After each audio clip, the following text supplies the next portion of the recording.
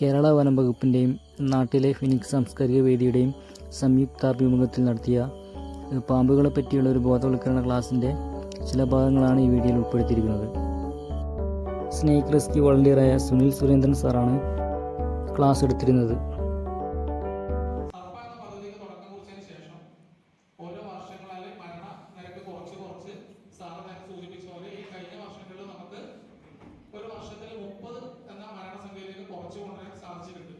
അത് ഈ സർപ്പയുടെ പ്രയത്നം കൊണ്ട് തന്നെയാണ്.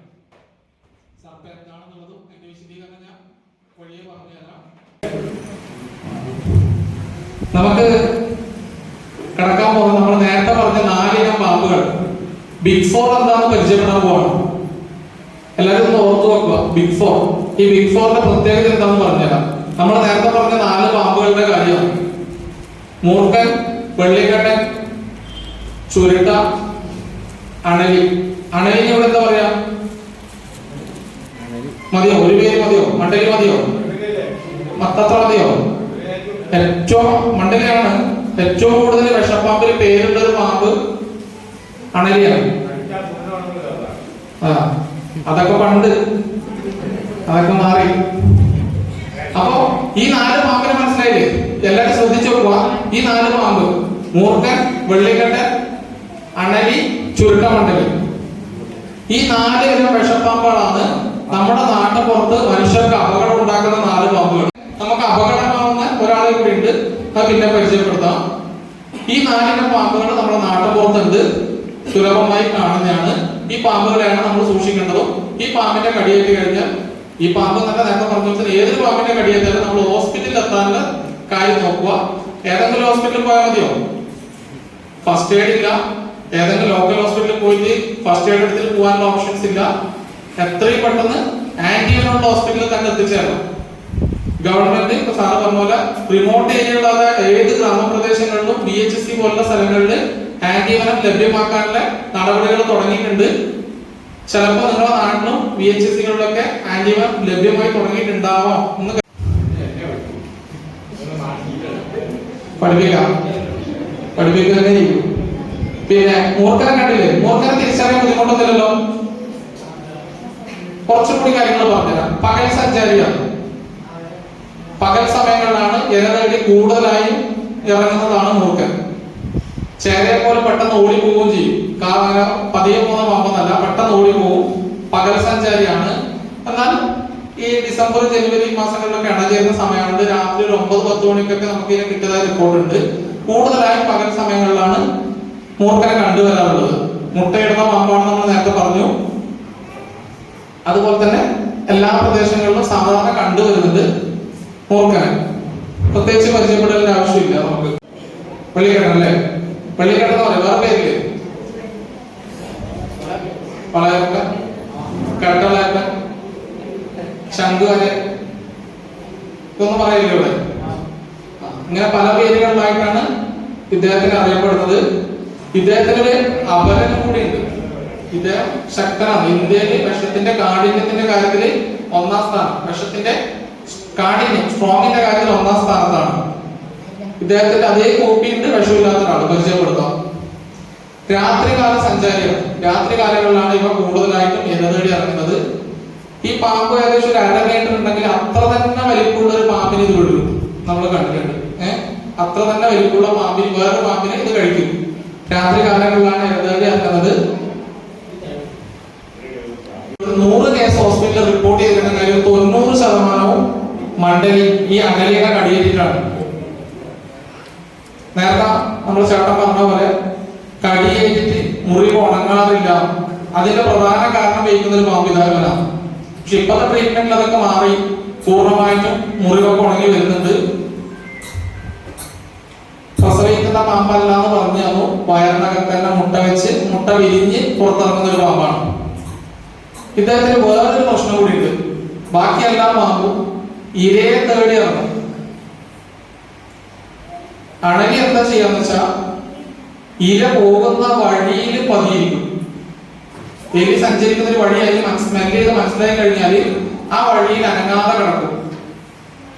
അതുവഴി എലി വരുമ്പോ അതിനെ അറ്റാക്ക് ചെയ്ത്, ഒരു എലിനെ അറ്റാക്ക് ചെയ്താൽ ഒരു 1-2 സെക്കൻഡ് കൊണ്ട് എലി തീരും. ആ സമയം കൊണ്ട് തൊട്ടടുത്തോടെ കിടക്കുന്ന അണലി ഈ എലിയെ ഭക്ഷിക്കുകയാണ് പതിവ്. ഈ സമയം നമ്മൾ സാൻബോവ ഇരട്ടത്തല, ഈ പാമ്പ് അണലിനെ പോലെ സാമ്യമുള്ളതാണ്.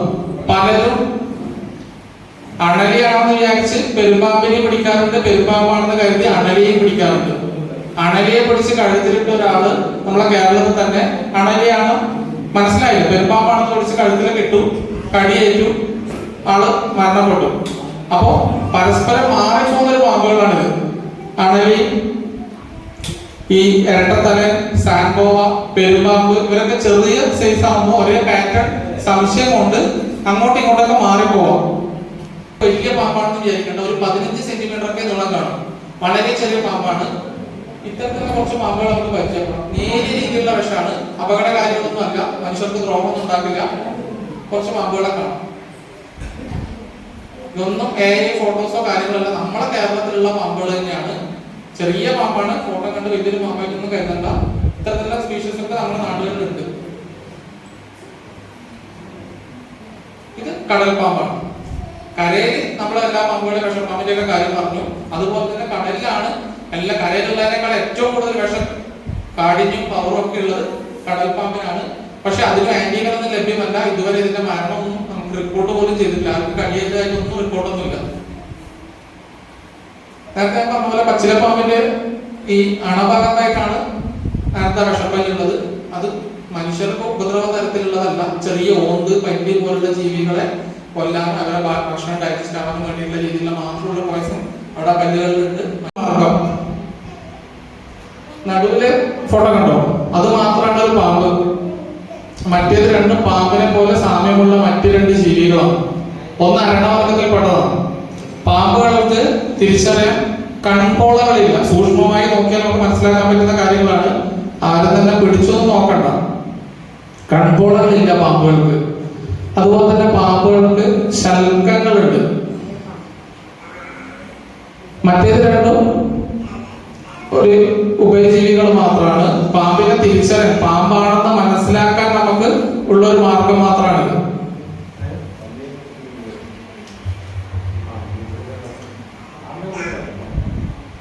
പാമ്പിനെ നമ്മുടെ നാട്ടില് പലരും പിടിക്കാറുണ്ടാവുമായിരിക്കും അല്ലെ? പണ്ട് മുതലൊക്കെ പിടിക്കുന്ന ആളുണ്ടോ നമ്മുടെ നാട്ടില്? അറിയാമോ? ആരുമില്ല ഇവിടെ? പിടിക്കുന്ന ആളെ പോലെ തന്നെ ഒരു മറ്റൊരു ഹീറോ പാമ്പിനെ കൊല്ലുന്ന ആള് അവരുണ്ടാവല്ലോ. നമ്മളെ നാട്ടിലെ വീട്ടിൽ പാമ്പ് വന്നത് പാമ്പുകൾക്ക് ചെവിയുണ്ടോ? പിന്നെ എങ്ങനെ വിസിലടി കേൾക്കും അല്ലെ? അത് പേടിപ്പിക്കാൻ പറയുന്നതായിരിക്കും അല്ലെ? അമ്മമാരുടെ കുട്ടികൾക്ക് നമ്മക്കടക്കം പറഞ്ഞു തന്നെയാണ് സന്ധ്യാനേരത്തെ വിസിലടിക്കരുത്, പാമ്പ് വരും. കുറെ കാര്യങ്ങൾ അമ്മമാർ പറഞ്ഞു തന്നതിൽ ശരിയുമുണ്ട് തെറ്റുമുണ്ട്. അത് നമുക്ക് ഒന്ന് കണ്ട് മനസ്സിലാക്കാം. അല്ലെങ്കിൽ നമ്മളെ നിയമവശമായിട്ട് ശാസ്ത്രീയമായിട്ട് നമുക്കത് മനസ്സിലാക്കാം. പാമ്പുകൾക്ക് ചെവിയില്ല, പിന്നെ എങ്ങനെയാണ് ഇത് കേൾക്കുന്നത്? ഇതേ അമ്മമാർ നമുക്ക് ഒരു കാര്യം കൂടി പറഞ്ഞു തന്നിട്ടുണ്ട്. രാത്രി കാലങ്ങളിൽ നമ്മൾ നടക്കുമ്പോൾ ശബ്ദത്തിൽ നിലത്ത് ഉറച്ച കാല് വെച്ച് നടക്കണം. കേട്ടിട്ടുണ്ടോ? സന്ധ്യയൊക്കെ ഇറങ്ങുമ്പോഴൊക്കെ പുറത്തിറങ്ങുമ്പോൾ നിലത്ത് ഉറച്ച ചുവട് വെക്കണം. അതെന്തുകൊണ്ടാവും? ആദ്യം പറഞ്ഞതൊരു കളവാണെങ്കിൽ രണ്ടാമത്തെ അറിവ് വലിയൊരു സത്യമാണ്. പാമ്പ് എല്ലാ പാമ്പിനും ഇല്ല. നിങ്ങൾ ഇപ്പം പറഞ്ഞ പേരുകളിലെ പാമ്പുകൾക്കൊക്കെ വിഷമുണ്ട്. ഈ പാമ്പിന്റെ തലഭാഗത്ത് ഒരു വിഷസഞ്ചി ഉണ്ട്. ഇതിൽ മാത്രം വിഷം സ്റ്റോർ ചെയ്ത് വെക്കുകയും ഇരയോ ശത്രുവിനെയോ കടിക്കുന്ന സമയത്ത് അത് അതിന്റെ പല്ല് വഴി നമ്മുടെ ശരീരത്തിലേക്ക് കടക്കുകയും വിഷം ബ്ലഡിലോട്ട് കലർന്നാണ് അപകടം ഉണ്ടാവുന്നത്. പാമ്പിന് ശരീരത്തിൽ മറ്റേത് ഭാഗത്തും വിഷമില്ല. ചില ആൾക്കാർ പറയാം അണലിയുടെ ശരീരത്തിൽ വിഷമുണ്ട്, ശരീരം തൊട്ടാൽ കൈ കൊള്ളുന്നൊക്കെ കേട്ടിട്ടുണ്ടോ? ഇതൊക്കെ തെറ്റിദ്ധാരണകളാണ്. പാമ്പിന് അതിന്റെ തലയുടെ ഹെഡ് ഭാഗത്തായിട്ട് വിഷസഞ്ചിയിൽ അതിലൂടെ മാത്രമാണ് കടിക്കുന്ന സമയത്ത് വിഷം വരുന്നത്. അതിന്റെ പല്ല് നമ്മുടെ സിറഞ്ച് സൂചി പോലെയാണ്. അതിന്റെ ഉള്ളിലൊരു ചാലാണ്. ആ ചാല വഴിയാണ് വിഷം ശരീരത്തിലേക്ക് പ്രവേശിക്കുന്നത്. അതിന്റെ വിഷപ്പല്ലുകളാണ്. ആദ്യത്തേത് എന്താണെന്ന് മനസ്സിലായോ? പാമ്പ് ഏതാണെന്ന് മനസ്സിലായോ? ആദ്യത്തെ പല്ല് കോബ്ര, വെള്ളിക്കട്ടൻ ഇവരുടെയൊക്കെ പല്ലുകള് മുൻനിരയിൽ തന്നെ സ്ട്രെയിറ്റ് ആയിട്ട് തന്നെ പല്ലുകൾ ഉണ്ടാവാന്നല്ല, പല്ലുകൾ അങ്ങനെയാണ്. രണ്ടാമത്തേത് നമ്മളെ അണലി വർഗത്തിൽപ്പെട്ട ചുരുട്ട, മണ്ടലി എന്നീ പാമ്പുകളുടെ പല്ലാണ്. ആ പാമ്പിന്റെ പല്ലിന്റെ ഷേപ്പ് കണ്ടോ, വളഞ്ഞിരിക്കുവാണ്. പക്ഷെ ആ പല്ലിന് മറ്റൊരു പ്രത്യേകത കൂടിയുണ്ട്. ഈ പല്ല് ചലിപ്പിക്കാനുള്ള കഴിവുണ്ട് പാമ്പിന്. ആവശ്യമാവുന്ന ഘട്ടത്തിൽ പല്ലുകൾ ഉയർത്തി വന്ന് മുന്നിലോട്ടും പുറകിലോട്ടും ചലിപ്പിച്ച് നമ്മളെ കടിക്കാൻ സാധിക്കും. മൂന്നാമതുള്ള നമ്മളെ പച്ചിലപ്പാമ്പിനെ കുറിച്ച് കേട്ടിട്ടുണ്ടോ? വില്ലൂതി, പച്ചിലപ്പാമ്പ്, അവക്കൊക്കെ ചെറിയ രീതിയിലുള്ള വിഷമുണ്ട്. പക്ഷെ മനുഷ്യരെ കടിച്ച് ഏൽപ്പിക്കാനും പറ്റില്ല, മനുഷ്യർക്ക് അത് എഫക്ട് ചെയ്യുകയില്ല. ചെറിയ രീതിയിൽ അവയുടെ അണഭാഗത്തായിട്ടാണ് ആ പല്ലുള്ളത്. പച്ചിലപ്പാമ്പിന്റെ തലയുടെ ഷേപ്പ് കണ്ടില്ലേ, കൂർത്തിരിക്കുന്നതാണ്. നമ്മളെ ഒരിക്കലും അവർക്ക് അണഭാഗത്തുള്ള പല്ല് വെച്ച് നമ്മളെ കടിച്ച് ഏൽപ്പിക്കാനും പറ്റില്ല. കടിച്ചാലും നമുക്ക് ഏൽക്കുന്ന രീതിയിലുള്ള വിഷമൊന്നുമില്ല. നേരിയ രീതിയിൽ അവരുടെ ഇരയെ ആഹാരത്തിന് ആവശ്യമായ രീതിയിൽ മയക്കാനുള്ള ചെറിയ രീതിയിലുള്ള വിഷം മാത്രമേ അതിനുള്ളൂ, അല്ലെ? ഇതാണ് നമ്മുടെ പൊതുസമൂഹത്തിൽ വ്യാപകമായിട്ട് ഇന്നും പ്രചരിച്ചുകൊണ്ടിരിക്കുന്ന ഒരു ചിത്രം. ഇതാണ് വിഷമുള്ള പാമ്പ് കടിച്ച മാർക്കും വിഷമില്ലാത്ത പാമ്പ് കടിച്ച മാർക്കും. അത് പക്ഷെ ഇതൊരു തെറ്റായൊരു മെസ്സേജാണ്. 100% തെറ്റായ ഒരു മെസ്സേജാണ് ഇത്. കാരണം വിഷപ്പാമ്പ് അതിന്റെ പല്ലുകൾ ഉപയോഗിച്ചാണ് കടിക്കുന്നത്, മനസ്സിലായി. പക്ഷെ ഇത്തരത്തിലുള്ള ഒരു മാർക്ക് ഉണ്ടായിക്കൊള്ളണമെന്ന് യാതൊരു വിധ നിർബന്ധവുമില്ല. എല്ലാവരും ശ്രദ്ധിച്ചു നോക്കുക. പാമ്പ് കടിച്ച് പല്ലിന്റെ മാർക്ക് കാണിച്ച് നമ്മളോട് ചോദിക്കും ഇത് വിഷപ്പാമ്പാണോ നോക്കിയിട്ട് പറയുന്നത് കടിച്ച പാടൊക്കെ നമ്മളെ കാണിക്കാറുണ്ട്, അല്ലെ? പക്ഷെ ഒരു കാരണവശാലും നമുക്ക് അങ്ങനെ നോക്കി തിരിച്ചറിയാൻ സാധിക്കില്ല കടിച്ചത് വിഷപ്പാമ്പാണോ അല്ലയോ ഒന്നും. പലതരത്തിലാണ് പാമ്പുകൾ കടിക്കുക. ചിലപ്പോൾ അതൊരു എന്താ പറയുക, കത്തി പോലെ ഉപയോഗിച്ചുകൊണ്ട് നേരിയ മുറിവാവാം, നീളത്തിലുള്ള മുറിവാവാം. അത് കടിക്കുന്ന സ്വഭാവം അനുസരിച്ചിരിക്കും. ഇത്തരത്തിലുള്ള ഒരു മെസ്സേജ് പൂർണ്ണമായും തെറ്റാണ്. കടിച്ച അടയാളം നോക്കി വിഷം ഉള്ളതാണോ വിഷം ഇല്ലാത്തതാണോ തിരിച്ചറിയാൻ സാധിക്കില്ല. അത് ചേര എണ്ണ ചേരുന്നതായിട്ടാണ് കാണുന്നത്. അതുപോലും എണ്ണ ചേരുന്നതായിരിക്കാൻ സാധ്യത കുറവാണ്. അവര് ടർട്ടറി ഫൈറ്റ് ചെയ്യാറാണെന്ന് പറയുന്നത്. അവർക്കൊരു അതിർത്തി ഉണ്ട് ചേരക്ക്. ഈ അതിർത്തിയിലേക്ക് മറ്റൊരു പാമ്പ് കടന്നു വരുന്നതിലൂടെ ഫൈറ്റ് ഉണ്ടാവാം. അല്ലെങ്കിൽ ഇണയെ ആകർഷിക്കാൻ വേണ്ടിയിട്ടുള്ള, ഇണയെ ആകർഷിക്കാനല്ല, ആ ക്ലബിലേക്ക് കടന്നു വരുന്ന മറ്റൊരു പാമ്പെ ഫൈറ്റ് ചെയ്തിട്ട് ആ പാമ്പിനെ ഇവിടുന്ന് ഓടിക്കും. എണ്ണചേരന്റെ കാലഘട്ടമൊക്കെ ആകുമ്പോഴൊക്കെയാണ് ഇത്തരത്തിൽ നമ്മൾ പൊതുവായിട്ട് ചേരകളൊക്കെ ഫൈറ്റ് ചെയ്യുന്ന പലരും കണ്ടിട്ടുണ്ടാവാം. പാമ്പുകള് നമ്മളൊക്കെ റെസ്ക്യൂ ചെയ്യുമ്പോൾ എല്ലാവരും ചോദിക്കും അത് ആണാണോ പെണ്ണാണോ എന്നൊക്കെ. എല്ലാവർക്കും സംശയം ഒരു പാമ്പിനെ കാണുമ്പോൾ. ഞാൻ നേരത്തെ വീട്ടമ്മമാരുണ്ടോന്ന് ചോദിച്ചില്ലേ? നിങ്ങള് തുണിയൊക്കെ പുറത്ത് ആറിടുമല്ലോ, പാറമുട്ടോ അല്ല അയലോ നിലത്തൊക്കെ ഇടൂലേ? അതെങ്ങനെ എടുത്ത് അകത്തോട്ടിടുന്നത്? അവിടെ തന്നെ മടക്കോ അല്ലെ റൂമിൽ മടക്കോ? ആദ്യം ഞാൻ അറിയുന്ന കാര്യം പറയാം, എന്റെ വീട്ടിലെ കാര്യം പറയാം. എവിടെയൊക്കെ ഇട്ടെടുത്ത് വാരി കൂട്ടി കൊണ്ടുവന്ന് അവിടെ ഇടും, എവിടെയൊക്കെ ഒരു സ്ഥലത്ത് ഇടും, ഇല്ലേ? ഒറ്റ നോട്ടത്തിലൊന്നും ആർക്കും തിരിച്ചറിയാൻ പറ്റില്ല. വെള്ളിക്കെട്ടാന്ന് വിരിച്ചിട്ട് മൂപ്പരെ വെച്ച് തല്ലി കൊണ്ടത് തീർക്കുമല്ലായിരുന്നു. കാരണം ഇദ്ദേഹമാണ് വീടിനകത്ത് ഏറ്റവും കൂടുതൽ വരിക. ഇദ്ദേഹത്തിന്റെ ഭക്ഷണം പല്ലിയാണ്. പല്ലി ആയതുകൊണ്ട് തന്നെ തേക്കാത്ത ചുമരുകളൊക്കെ ഉള്ള വീടുകളാണെന്നെങ്കിൽ മുന്നേ ആ വീട്ടിലൊക്കെ സ്ഥിരം കാണാറുള്ള ഒരു പാമ്പാണ് വെള്ളി വരെ. സെയിം കോപ്പിയാണ്. തിരിച്ചറിയാൻ വളരെ ചെറിയ മാർഗങ്ങളേ ഉള്ളൂ. ഒന്ന്, അതിന്റെ തലയുടെ ഷേപ്പ്. നേരത്തെ പറഞ്ഞത് പ്രകാരം ത്രികോണാകൃതിയിലുള്ള തലയുള്ള പാമ്പിനാ വിഷമെങ്കിൽ ഇതിന്റെ ആകൃതി തല ത്രികോണാണ്. ഇതിന് തീരെ വിഷമില്ല. കൂടുതലായി ചാടി കടിക്കുന്ന സ്വഭാവക്കാരനാണ്. പക്ഷെ വിഷമില്ല. പക്ഷെ ഏറ്റവും കൂടുതൽ വീടുകളിനകത്ത് കാണുന്നതുകൊണ്ട് തന്നെ വ്യാപകമായി പ്രദേശത്തും കടപ്പുറ പ്രദേശത്തും എല്ലാ ഭാഗത്തും ഒരുപോലെ മണ്ഡലി ഉണ്ട്. എന്നാൽ നമ്മൾ മനസ്സിലാക്കാൻ പോകുന്ന യാഥാർത്ഥ്യം പറഞ്ഞത് ഇതാണ് യഥാർത്ഥ ചുരുട്ടം.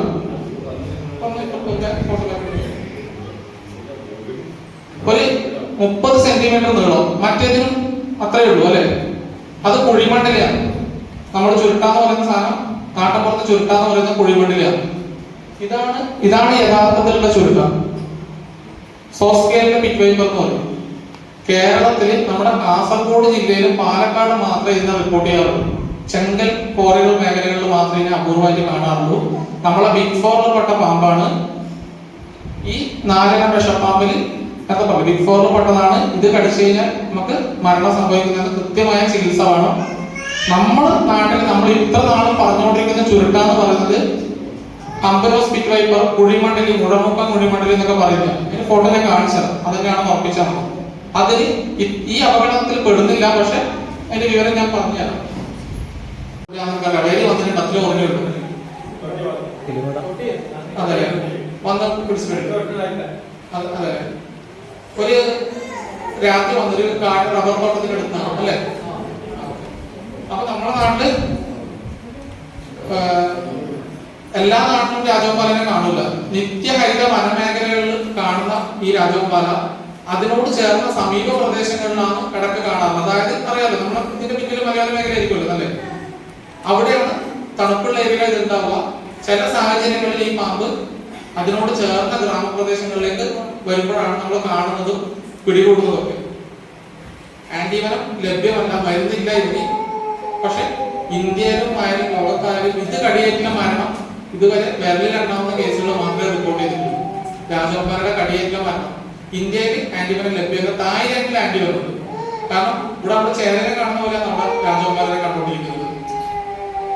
അതുപോലെ തന്നെ പാമ്പുകളെ കൂടുതൽ അടുത്തറിയുമ്പോൾ മാത്രമേ നമുക്ക് ഇത്തരത്തിലുള്ള പാറ്റേൺ നോക്കിയിട്ട് തിരിച്ചറിയാൻ പറ്റൂ. എങ്കിലും കുറച്ചു പേർക്കെങ്കിലും അത് പാമ്പേതാ മനസ്സിലാവും. വസ്തുത്തെ മുകളിലുള്ള പെരുമ്പാമ്പ് അല്ലെ, അതെ, അത്ര തന്നെ നമ്മൾ ഉദ്ദേശിക്കുന്നില്ല. അങ്ങനെ കുറച്ചും കൂടി നമ്മൾ ഇതിനോട് അടുത്ത് ഇടപഴകുമ്പോൾ നമുക്ക് പാമ്പുകളെ തിരിച്ചറിയാൻ സാധിക്കും. അണലി വർഗത്തിലാണ്, കോബ്രയിലാണ്, അങ്ങനെ സ്കിന്നുകളൊക്കെ നോക്കി നമുക്ക് തിരിച്ചറിയാൻ സാധിക്കും. പാമ്പിന് ആരും കൈകാര്യം ചെയ്ത് നോക്കിയിട്ടൊന്നും തിരിച്ചറിയാൻ ശ്രമിക്കണമെന്നില്ല. സ്പീഷ്യസിനും കൂടി കണ്ടെത്തിയിട്ടുണ്ട് ഈ അടുത്ത കാലത്താണ്. 130 പാമ്പുകളുണ്ട്. അതിൽ അപകടകാരികളായ വിഷമുള്ള പാമ്പുകൾ 30 എണ്ണത്തിൽ 100 എണ്ണത്തിന് നമുക്ക് ഒഴിവാക്കാം. അപകടമോ നമുക്ക് ഉപദ്രവകാരികളോ ഇത് വരുന്നില്ല. പക്ഷെ ഈ 30 എണ്ണത്തിൽ തന്നെ നമുക്ക് അപകടം ഉണ്ടാക്കുന്ന എത്ര വരാം? 4 എണ്ണം അല്ലെ. ഏറ്റവും അപകടം ഉണ്ടാക്കുന്ന നമ്മളെ പരിസരത്തുള്ള 4 പേര്.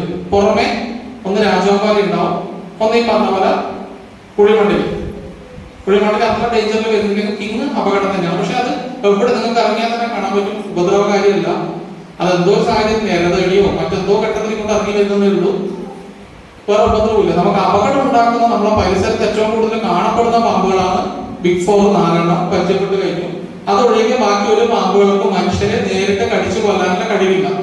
30 വിഷപ്പാമ്പുകൾ ഉണ്ടെങ്കിലും ഈ 4 എണ്ണത്തിന് മാത്രമേ നമ്മൾ ശ്രദ്ധിക്കേണ്ടതുള്ളൂ. ബാക്കി ഒരു പാമ്പിന് നമ്മളെ കടിച്ച് പരിക്കേൽപ്പിച്ച് അപകടം വരുത്താനുള്ള കഴിവില്ല, വിഷമില്ല അവരുടെ ശരീരത്തിന് ആവശ്യമായ.